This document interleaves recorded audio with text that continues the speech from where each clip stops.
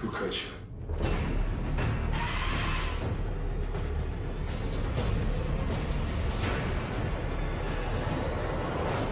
I'm counting on you. See you on the other side.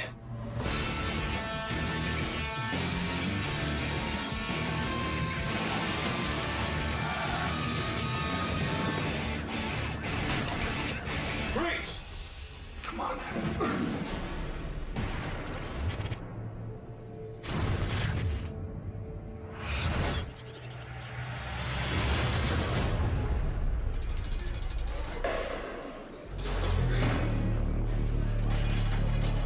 My name is Lance Batriel, and I'm a convicted rapist.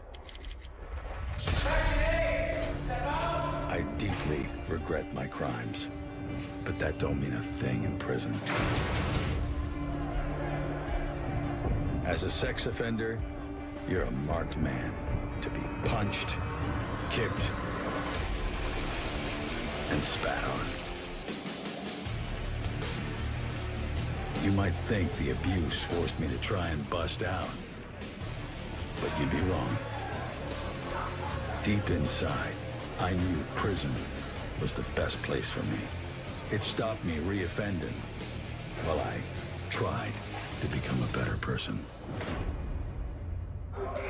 The Indiana State Prison is definitely one of the toughest prisons in the United States. There's over 2,000 inmates that are closely confined every day, and 3 out of 4 of them are in there for murder. There is a true hierarchy. At the very bottom are the sex offenders that are in danger for their lives every day. Very dangerous, very dark.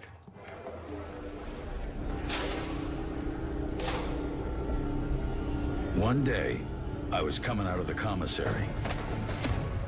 A dude attacked, tried to rob me. I knew I had to fight back to prove I wasn't easy meat.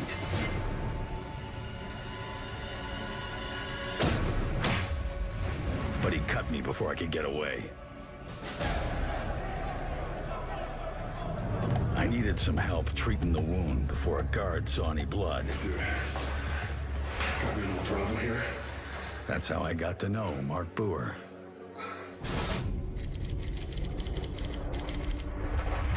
Who cut you? It don't matter. Come on, sit down. Mark was impressed. Not telling on the guy who attacked me. He saw that as worthy of respect. We became friends. Ended up sharing a cell together. One of our favorite pastimes was studying the prison breaks in TV shows. Would you take somebody down to get out of there? No way, man. That's not me. There's got to be a smarter way. I just need somebody to help me find it, man. But to me, escape was nothing more than a lot of what if. I got myself a job in maintenance. So did Mark. Hey, Lance. I want you to meet Charlie. Hey, Charlie. Hey, brother. Some of the guys were finally starting to accept me. It just wasn't in my heart to escape.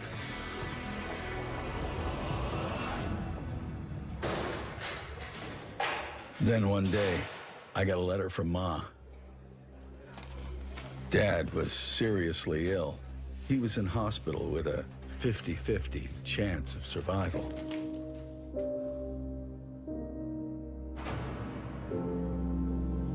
All I wanted was to visit him, ask for his forgiveness, and vow to him I'd be the son I should have been years ago. That's nice. Nah. I'm proud of you, son. The Indiana State Prison is a maximum security prison. There isn't any compassionate leave. That's the reality of it. That's where you're stuck until the end of your sentence. I realized if I was going to see my father before he died, I had to escape. That night, I told Mark I was ready to break out. For real. Listen, man, I'm leaving. I'm busting out of here. Okay. You with me? Yeah, man, I'm with you. All right. Because of our jobs, we had access to tools. We could get around the prison real easy, and we were trusted. But our escape options still seemed limited. It is nearly impossible to get out of the Indiana State Prison. Most of the prison was covered by CCTV cameras. There's various canine teams. You have a wall that's nearly 30 feet high. It has razor wire on top of that. And around the perimeter of that wall, there's about 10 towers. An inmate is climbing over the wall. Do you shoot him? Of course you shoot him. We realized the answer wasn't to go over the walls, but to find a way under them. We'd been fixing things in the tunnels beneath the prison for years, always watched by a guard. I was what they called a tunnel rat. We patrolled all the underground systems of the facility. The tunnel system is huge. It goes on for miles, it wraps around, it goes everywhere. We knew one of these tunnels connected to a storm drain leading out of the prison and all the way to 10th Street in the city. How? Because back in the 80s, it was big news when some guys knocked a hole in the drain, crawled in, and escaped. All right, guys, time to wrap it up. Let's go. I figured Get your stuff, come our on. only hope was to pull the same trick again. Except now there was extra security. There was a lot of gates and bars, and we just didn't think it was possible that there would be another escape. We had to find a way to cut through all of them security gates undetected. My idea was to get down there at night. If an inmate did find a way down in the tunnel system at night, they pretty much had free reign to do whatever they wanted because there was no security staff there. Problem was, at night, we were locked in our cell house. So I somehow had to find a route from there into the tunnels. I started thinking about the maintenance passage between our cells, a space they called the midway. I'd done a lot of repairs in the midway, so I knew from there we could get into the basement below, which was at the same level as the tunnel system. I put it all together and came up with a plan. Okay, Mark, come on over here. The start point was cell house, where Mark and I lived. We're gonna go down through the midway into the basement under our cell house. From there, we're gonna dig into the steam tunnel under D cell house. Digging our own tunnel from cell house to D cell house gave us access to the entire prison tunnel system. But after that, there was still a whole lot more work to do. We're gonna cut through the security gate under A cell house, through the 2 gates under F dorm, and the cage around the storm drain. We exit a manhole cover on 10th Street. Can we do this? We gotta try. Suddenly, the idea of escaping wasn't just talk, it was real. But crawling nearly half a mile through a 2-foot wide storm drain would be hell on earth. If we got stuck, we'd die. Like trapped rats.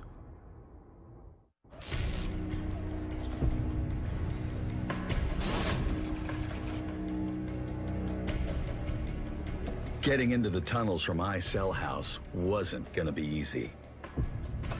Mark and I needed access to the maintenance passageway between our cells, known as the midway. From there, we could get into the basement below and dig our way into the tunnels. But only a supervisor could unlock the midway door. What we needed was his key. So I used glue from the workshop and baby powder from the commissary to make some silly putty. The success of our plan depended on a simple mix of 2 household ingredients. Next time the guards took us into the Midway, Mark hid some tools. Then called over to the supervisor. Hey, boss, come here for a second. You gotta see this. The Midway was real tight. So from experience, I knew he would have to take off his utility belt before he walked over.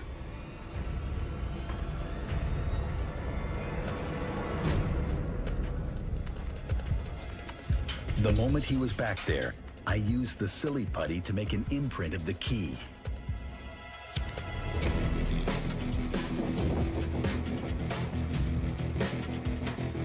I used wax to create an outline on a piece of scrap from the metal shop. I sanded it into shape. It was risky work. It took 2 days.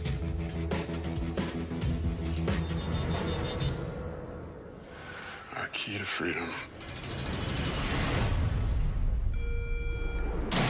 Next, we needed to test the key. We go for a walk.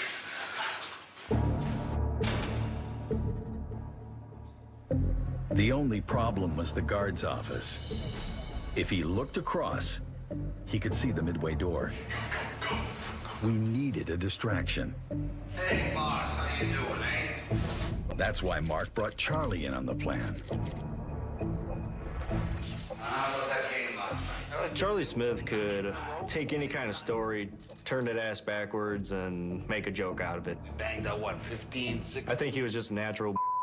You know, I remember back in the day. Everything I think we was banged going out to plan. 15 or 16, but 9 in Except a the row? key. Come on, we gotta be happy with that, don't you think? I remember that year. That was. It wouldn't go in. I mean, 9 in a row for this team, the way they're playing, I think is pretty good. I saw the guards start coming out This the team, office. The way they're playing, I think is pretty good. Any second he'd see me. You know, I think 6 years ago, you know, the short guy with the mustache and the big gun, whatever his name was, you know. Suddenly, the key was in, and the door opened. Charlie, what are you doing, man? Let's go. I'll catch you later, boss, all right? Now we had a key. We could get into the basement, but facing us was a much bigger obstacle. To dig our way into the steam tunnel, we first had to smash through the basement's solid brick walls. We'd made us a homemade sledgehammer back at the workshop. I was worried they'd hear me busting the wall and call an emergency count. Nobody seemed to notice.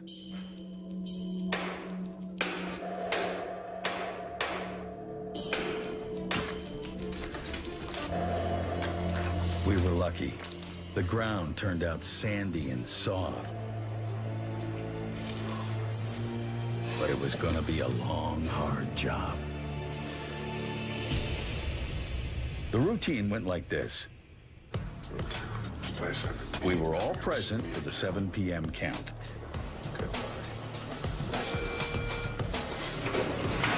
After this, Mark or I would slip into the Midway, Hey, boss. with Charlie's help, of course. I hear your mother makes a mean apple pie. An unbelievable apple pie. Is that true?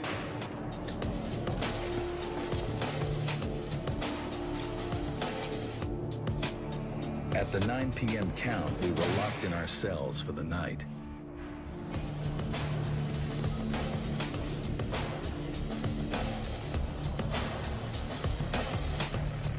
So if it was Mark's turn, I made up a dummy.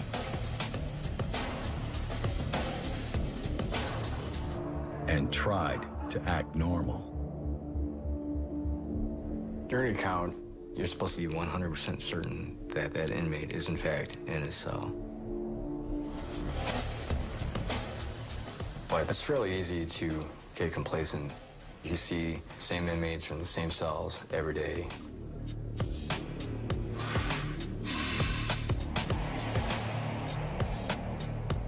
lasagna or spaghetti? Whoever was digging came up after 4 a.m. when our cells were open. Put that on the menu downstairs, huh? They had to be back in the cell at the latest by 5 a.m. when there was another count.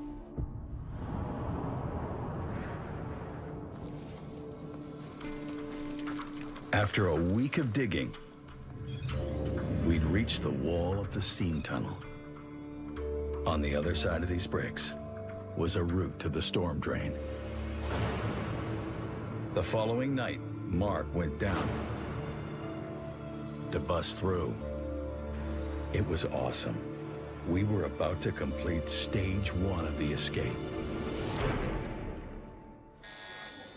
Emergency lockdown! Emergency He'd been gone about 20 minutes when my worst fear became reality. I just about had a heart attack. We had to be out of our beds for an emergency count, so a dummy wouldn't cut it. I was thinking maybe they've heard Mark smashing the wall. We're busted. There was only one thing I could think to do.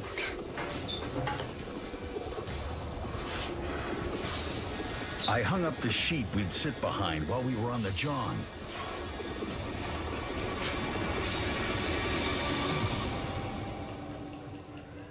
He likes his privacy. I pretended like Mark was taking care of business. Just using the washroom there. Many inmates would put up a sheet or a blanket when they were on the toilet. It's human nature to want to do that.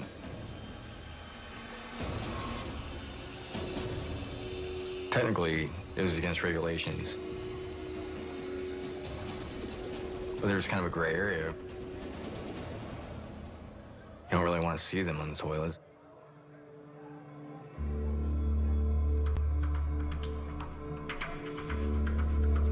I couldn't believe it when the guards checked us off. It turns out the whole thing was just a drill. That night, Mark broke into the steam tunnel.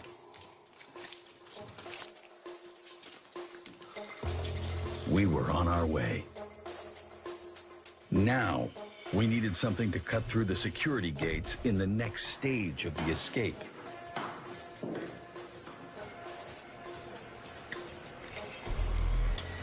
I came up with an idea. Remove the pump from a faulty tray warmer. Then, attach a cutting wheel to its shaft. And hey, it worked real good. We cut through the gates over the next few nights.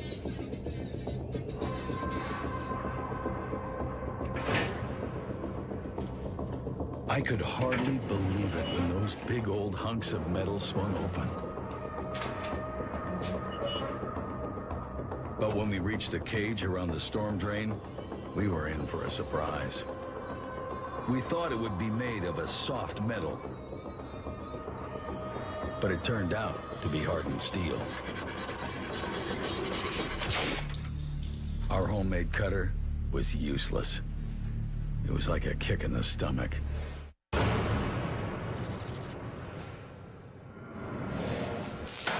We had to find a way through that cage before the tunnel rats stumbled across what we'd done.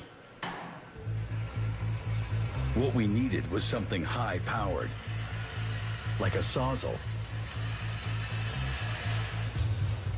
But cutting tools could only be used for specific jobs. They were checked out and monitored closely by a supervisor. Hey, boss, can I get a sawzall to fix some of the lights? So I pretended I needed a sawzall for a job at a cell Got a lot of house. heavy cutting to do. Okay. But really, I was going to smuggle it into the tunnels. Tool control is incredibly important. If you give an inmate the right tool, it doesn't matter how strong your prison is, he can get out. I hid the sawzall in a bag with some fan parts before we headed underground to do some repairs. I was feeling real nervous because we still had to clear a checkpoint. If the guards found the Sawzall, they'd ask questions. Then our supervisor would see it, and we were in trouble. The sweat was just running down my back. For a split second, I thought he was done. Then he started feeling the Sawzall bag. When he picked it up, I thought it was over. Hey, John. You catch Then the game Charlie last stepped night? in. Huh? Wasn't that something third down? Was that not the most unbelievable play? You see that beautiful spiral? All right, yeah. Oh, John, come on. It was beautiful. No. What? Come on. They didn't ask nothing. I could breathe again.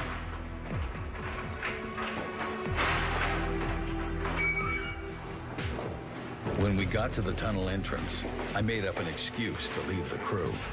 Do you mind if I take these fan parts back to the cell house? Okay.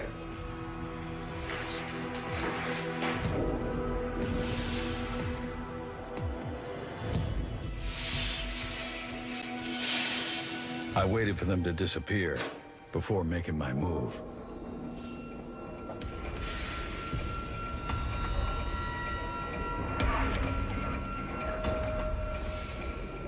I had to act fast.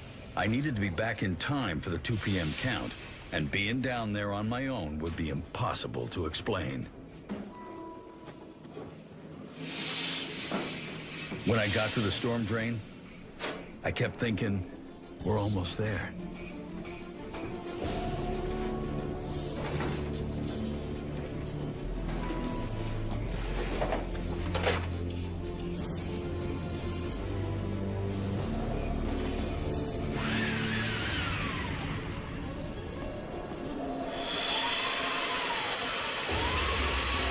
I had to work real quick. The longer it took, the more chance a tunnel rat might show up. But the steel was so hard it took 30 minutes to cut just one bar. I started to panic.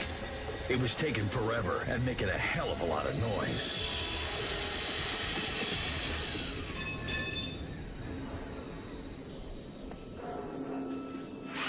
But I just had to risk it. I'd never get another Sawzall to the storm drain.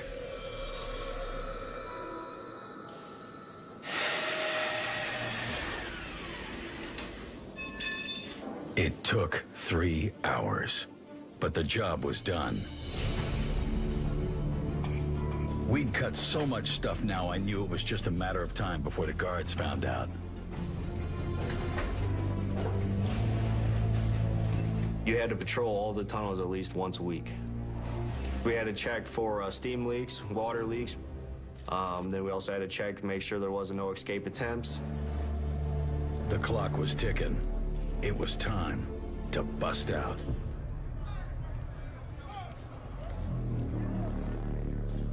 We thought it would take about 6 hours to get through the storm drain. But we didn't know what we'd find down there. If there were delays, it would be crazy for all three of us to be missing from our cells. Call a bro. Somebody had to go first. Mark and I flipped a coin. Tails. It's heads, man. You want to go first? Oh, yeah. I sure do. Let's go out. The plan we discussed again and again was for Mark to call us when he got out on a smuggled-in cell phone a buddy of ours had in iCell house. Me and Charlie would then bust out the following day and meet Mark at a casino in Michigan City. He'd be waiting with a car provided by an accomplice. Where's the guard? Everything okay, boys? Everything's good, boss.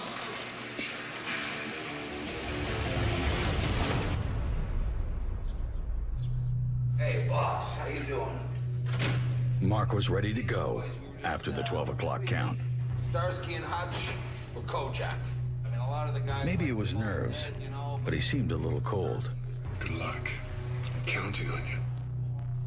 See you on the inside.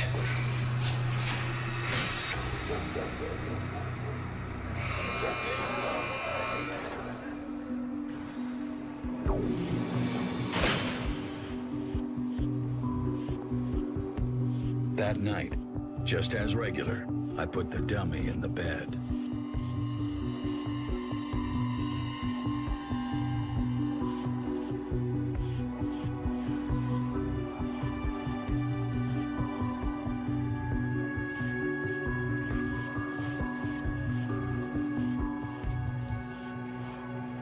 I was thinking, there must be something we've overlooked. What if Mark gets stuck deep in the storm drain? Am I really gonna bust out and see my dad?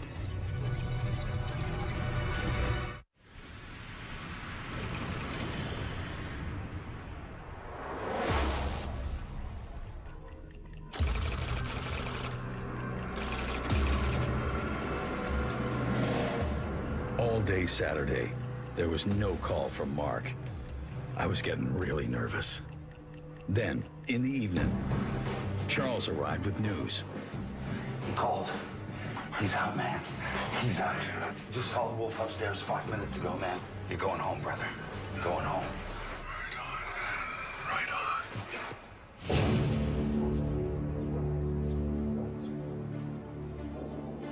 We dropped into the tunnels just after 5 a.m. The next count was at 10 a.m. We had less than 5 hours to get as far from the prison as possible.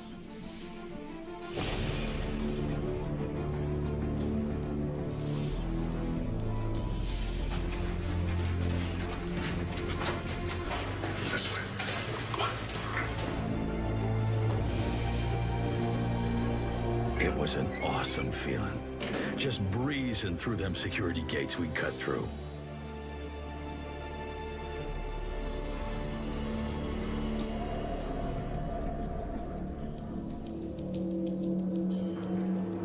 We crawled into the storm drain.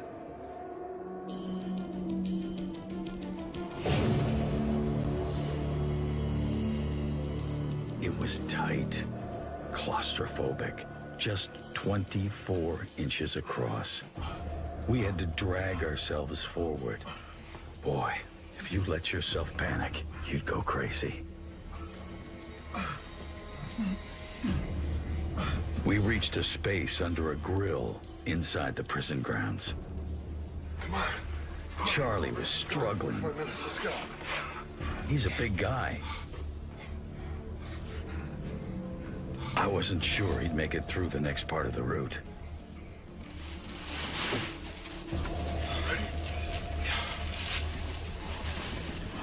We learned that up ahead, the storm drain dipped, a little like a U-bend in plumbing.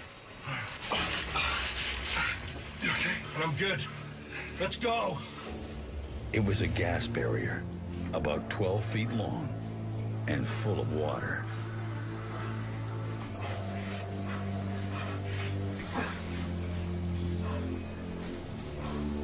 We'd have to swim through it. Once inside, there'd be no way to turn around. You made it through, or died trying.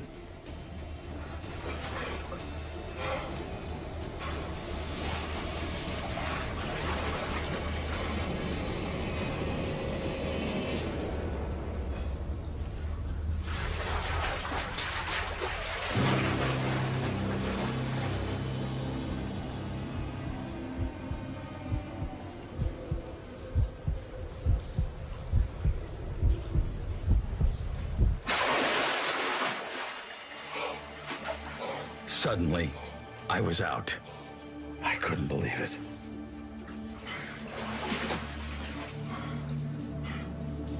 I didn't wait for Charlie. I had to keep going.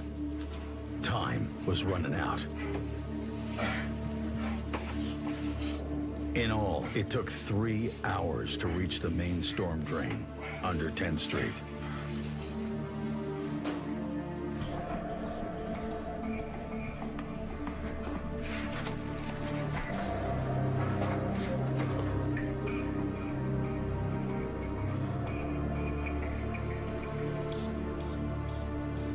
That thing was 20 feet wide. I think a truck could have drove in it.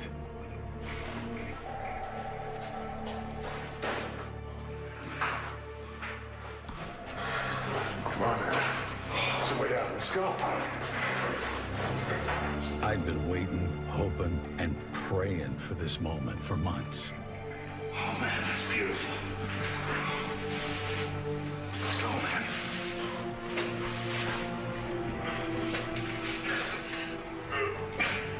Come on, man. Pow! Suddenly light. A world I hadn't seen for more than 10 years.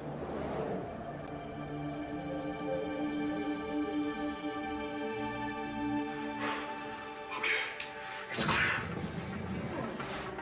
Oh, baby.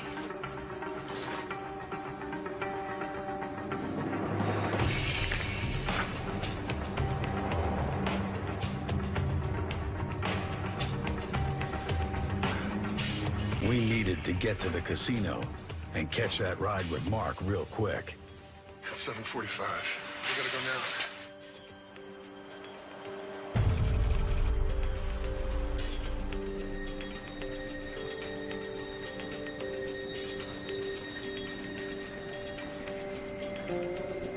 We walked into the blue chip.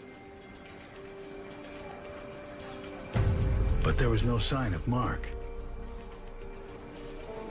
Listen, could you tell me if a Mark Boer left a message? No, no messages from Mark Boer. Nothing, huh? Okay, I'll check back later, thanks. I tried to stay calm, but I couldn't believe what was happening.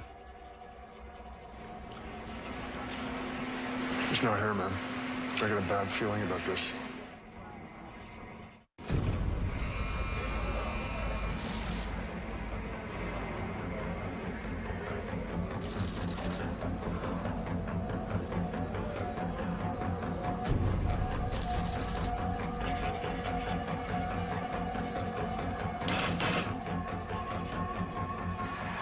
Okay, we can't stay here any longer. Let's go.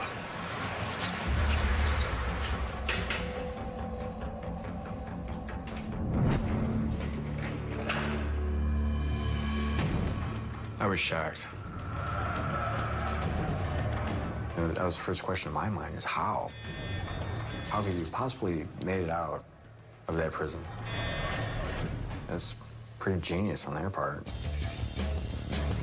It's Breakout. When I arrived at the prison, it was just a buzz of activity. In any manhunt, the first 12 to 24 hours are critical. Mark Breakout, United States Marshal.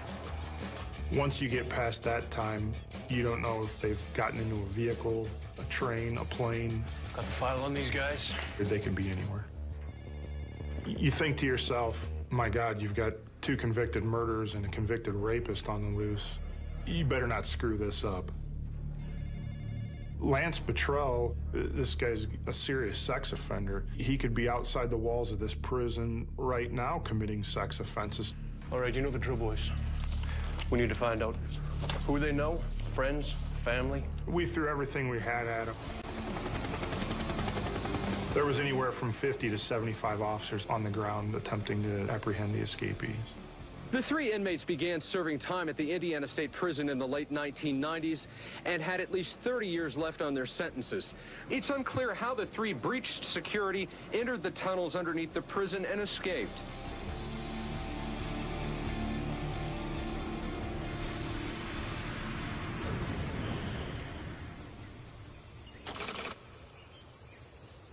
We were exhausted after a night hiding from the cops in them woods. I kept thinking about Mark. Had he lied? Tails. It's heads, man. I put the pieces together and it started to dawn on me. First. Oh, yeah, I sure do. The guy I thought was my friend had used me and Charlie to get out of prison. See you on the other side. Then he'd abandoned us at the casino. The more I thought about it, his betrayal became clear. Hey. Come on, gotta get going.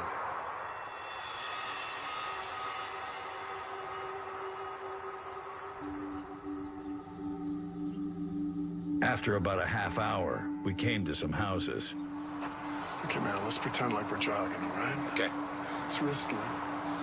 We gotta try. This way. Let's go.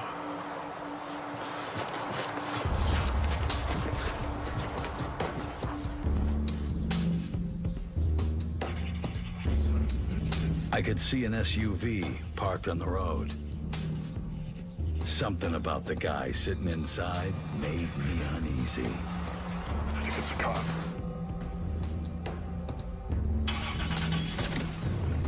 I tried not to look back, but I just knew the guy was following us. I could feel his eyes in the back of my head. Up to the left, you okay? Keep your head down, man. We jogged around a corner, but it was a dead end. Suddenly, the guy screeched to a halt. Stop, police! Next thing, he's gonna gun us down. I just kept running. If he shot at me, that was the only way I was gonna stop. When I looked back, Charlie was getting cuffed. I figured I had about 20 minutes before more cops showed up. I took a path along the surf at the edge of the lake to throw them dogs off.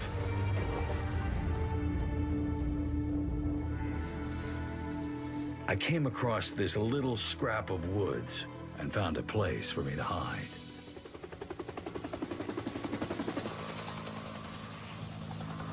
At one point, I heard voices.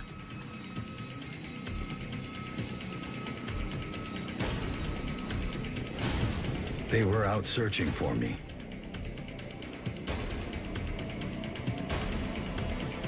They were getting closer and closer. Suddenly, I saw a pair of boots. The cop was so close. All he had to do was look down, and it was all over.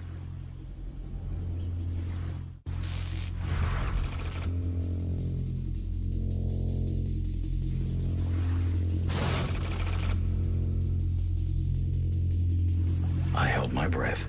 All I moved was my eyeballs.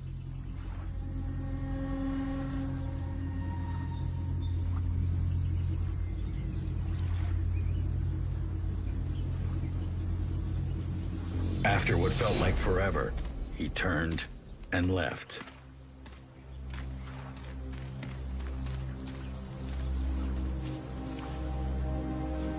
About then, my heart blew out of my chest.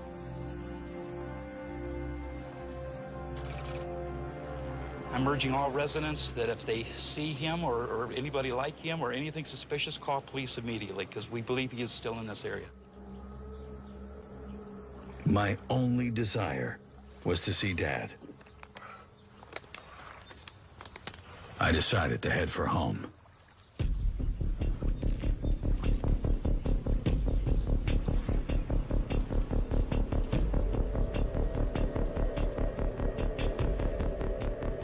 I only had a few bucks, but I knew I'd make it somehow.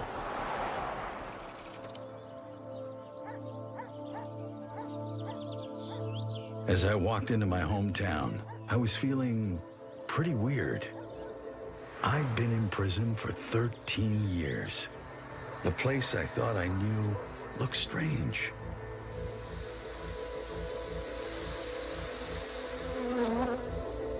I felt like everyone and everything was watching me.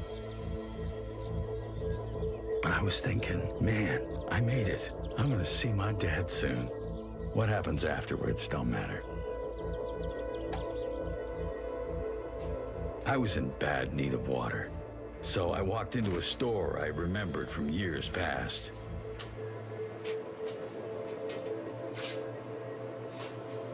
A few seconds later, I couldn't believe it. There's my dad. 13 years had not made me forget what he looked like. I was just blown away.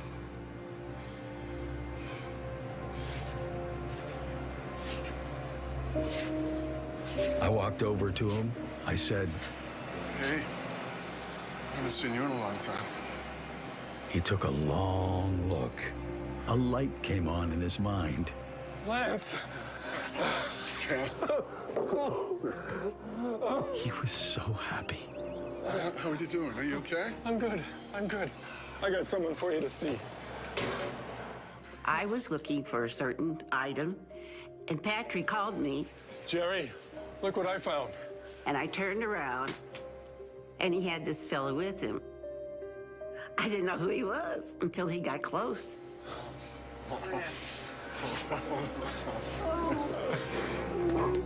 And I gave him a hug, and I held him real tight, and I just wanted to take him and put him in my pocket and keep him there. I was very worried that somebody would recognize Lance. It was just like if I was in heaven. My son, what they call the prodigal son, was home. So how have you been, Dad? I've had some hard times, but we're getting through. It got quiet.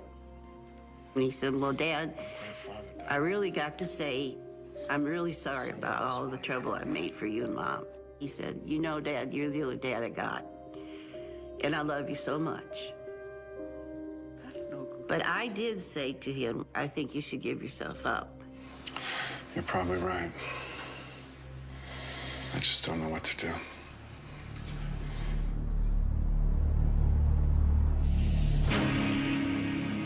Everything in my head told me to leave home now. That's the first place U.S. Marshals go. At 11:40 at night, I received a phone call stating that Lance Petraeus was currently at his mother's residence in Rockport, Indiana. So why did I stay?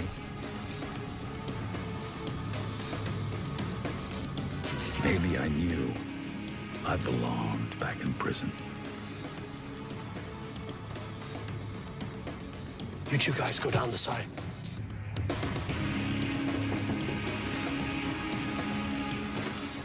Mrs. Lynch, is he here?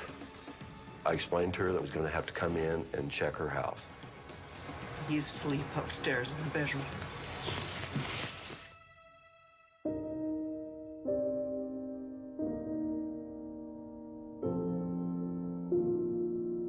I really felt that somebody was going to shoot him. If you had a child of your own and somebody said to you, you have to give him up and you'll never see him again, how would you feel? It's like being in hell. I just didn't think I would ever get to see him again.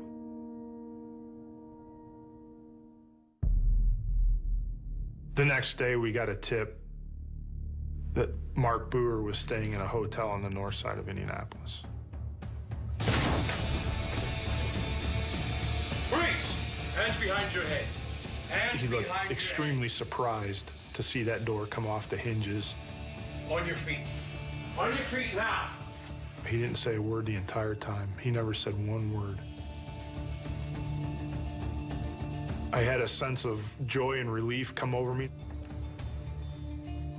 This type of investigation could sometimes last weeks, months. This lasted 11 or 12 days, and we got all these guys back into custody.